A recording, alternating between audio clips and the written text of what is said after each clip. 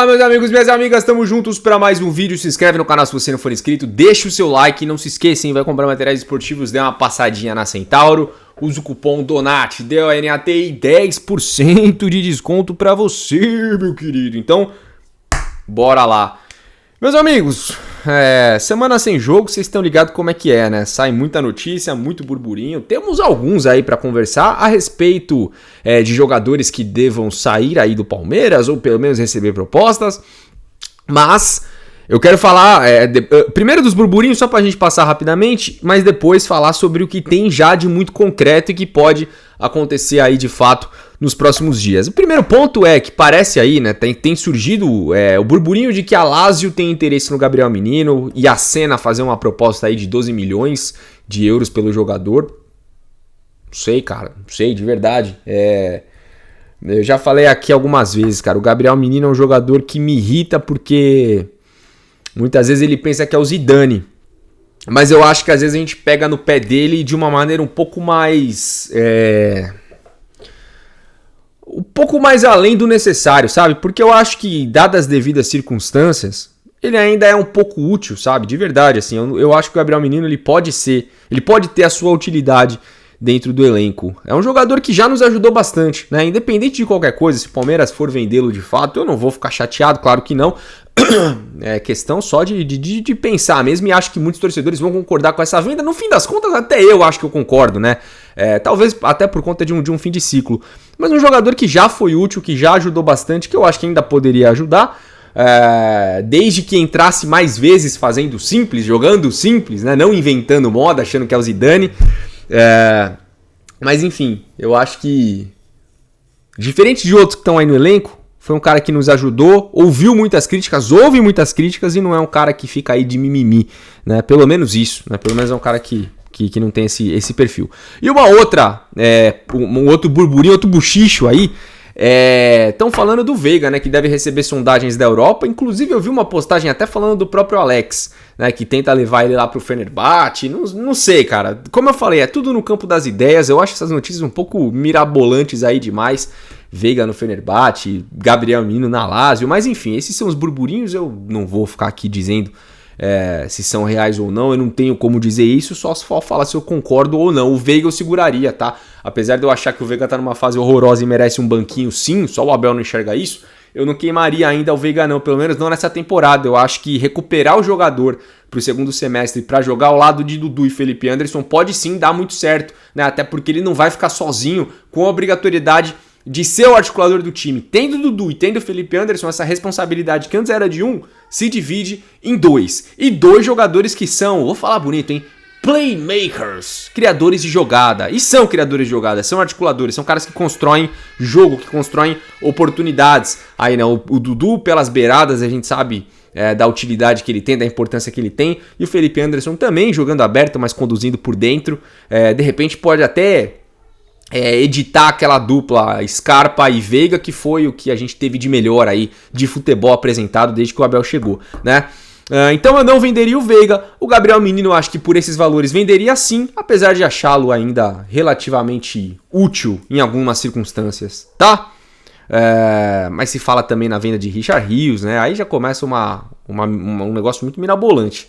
Já começa a ficar um negócio muito desfalcado, né? No começo do ano a gente falava que o nosso setor de meio campo ganhou em opções, tendo Veiga, Rômulo, Luiz Guilherme, Gabriel Menino, Richard Rios, Aníbal, Zé Rafael e Fabinho. Você fala, porra, caramba, tá recheado de opções, né? O setor foi reforçado. Agora, se começa a sair todo mundo, não adianta, né? A mesma forma o trabalho da diretoria, que nesse ano eu acho que foi melhor, entregou um elenco melhor nas mãos do Abel e vai melhorar ainda no segundo semestre. Só que aí a gente não pode começar a vender Richard Rios, Luiz Guilherme, começa a vender um monte de jogador, o Hendrick já saiu. E aí, bicho, o elenco que você tinha, você volta a não ter. A não ser que essas vendas venham seguidas de contratações pontuais e muito, mas muito boas, nível Felipe Anderson. Aí a gente tá falando de algo pra agora, né? Uma reformulação que oxigena o time já, porque não adianta vender esses caras para começar a pensar em reformulação lá na frente. Então quando virar o ano a gente reformula. Não, aí já foi, meu amigo. Para Libertadores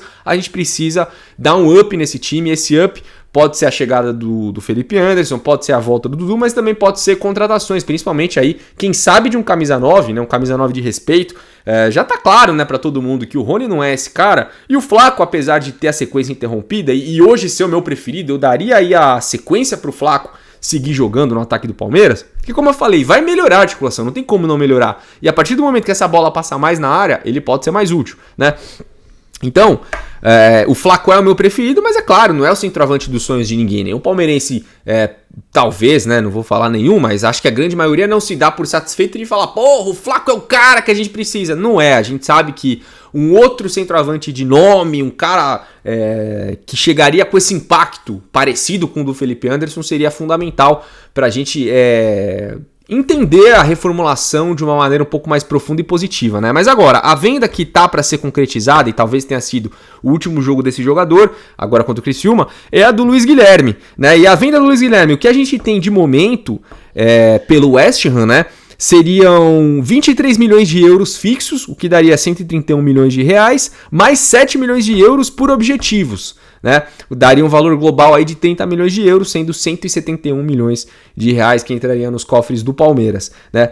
Cara, vamos lá, o primeiro ponto, tá? Eu não acho que o Palmeiras precisa dessa grana toda, quer dizer, não acho que precisa dessa grana toda, não é bem isso. O que eu queria dizer eu não entendo a urgência em vender o Luiz Guilherme, a não ser que seja um pedido do jogador, e aí eu compreendo perfeitamente a ansiedade do garoto. Mas se não tá partindo dele, um pedido de, quero sair, quero jogar, aqui não dá, eu preciso sair, não sei o quê, eu não venderia, tá? Eu não venderia porque eu acho ele útil e eu acho que ele puxa a fila para ser o substituto do Veiga. Como eu falei no começo do vídeo, eu não queimaria o Rafael Veiga, eu não iria me desfazer do jogador, mas todo mundo, grande parte da torcida, concorda que ele merecia um banco de reservas. Não é vergonha nenhuma ser banco. Faz parte da recuperação do jogador muitas vezes. Então, o banco faria muito bem pro Veiga. E quando a gente pensa em Veiga no banco, qual é o outro nome que vem à sua mente para substituí-lo nesse momento? É o do Rômulo? Para mim não. Para mim não é o do Rômulo.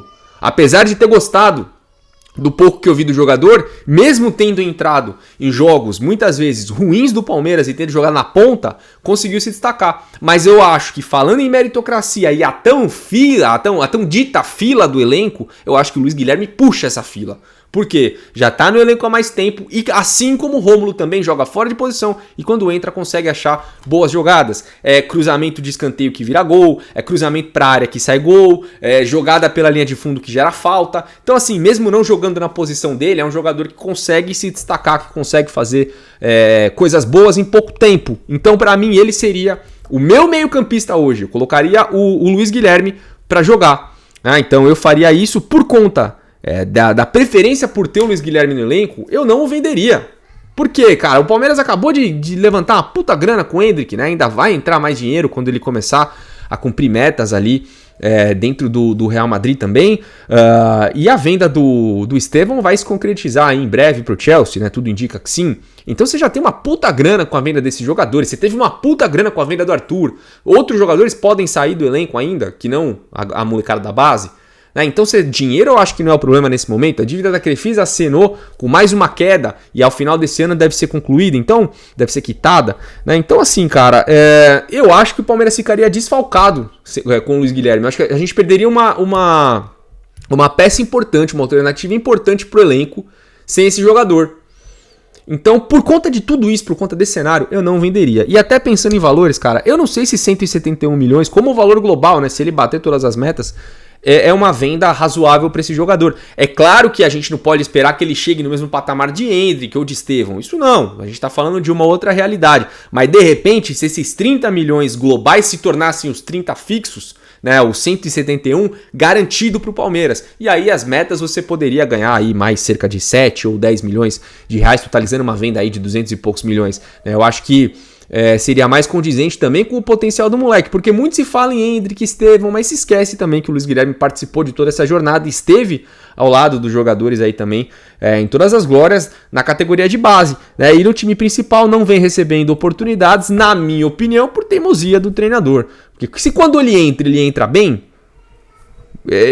Eu não sei como tá nos treinos, né? Eu não tô lá acompanhando, mas se quando ele entra e dá resposta no jogo, será que isso não vale mais do que qualquer outra coisa, qualquer impressão ou qualquer performance demonstrada no treino? Lembrando que a única oportunidade em que o Veiga esteve fora e o Luiz Guilherme foi escalado no time principal, o Abel inventou meio que um 4-2-4 aí, que ora o Endrick voltava um pouco para flutuar por trás do Flaco e mudar um pouco a característica do time, mas o Luiz Guilherme entrou aberto lá na direita. Eu não vou lembrar contra quem foi esse jogo, não sei se foi não lembro se foi contra o Del Valle, não vou lembrar contra que jogo, foi contra o Liverpool, que a gente meteu 5, eu não vou lembrar exatamente que jogo foi que isso aconteceu, mas aconteceu, tá? Então é isso, meus amigos, é o que temos de momento, quero saber muito a sua opinião a respeito do que foi dito aqui no vídeo, deixa o seu like, deixa o seu comentário, tamo junto, um abraço, bom resto de semana aí pra você, hoje já é praticamente quarta-feira, meio da semana aí, vamos que vai demorar pra ter jogo ainda, né? Valeu, abraço.